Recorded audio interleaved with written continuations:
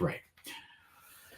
Now, now let's get a little bit more practical here. That's all fine from a theoretical perspective. So how does one in practice, business valuation practice, develop the cost of debt for their valuation models? One way to get it is to look at the current market borrowing rates or the yields, and those are generally observable. Not every single kind of borrowing rate is observable, but many of them are. Bonds, which tend to be longer term lending instruments, those yields can be observed because bonds are traded in the marketplace. So unlike equity returns, lending rates for cost of debts are observable, or for the most part, they're observable. Now, how do we link the observed borrowing rates or yields on those kind of investments? How do we link that to the particular firm that we're valuing?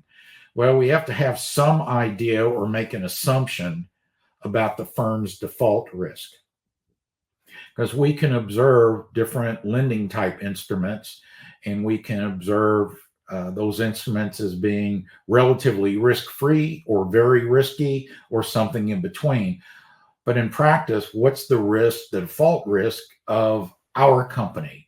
And that's where we have to either perform some kind of an analysis of the company that we're valuing, its default risk, or make an assumption about that.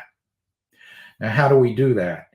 For most business valuation practice, they do not go through the traditional training for credit analysis, which is the way it's done for lending and credit instruments. Credit analysis is generally not taught in business valuation school. It is a different approach, and it is documented, and I've given you a reference at the bottom of how to learn about it or how to do that. So that's if you perform a credit analysis to determine the default risk on a particular company that you're valuing.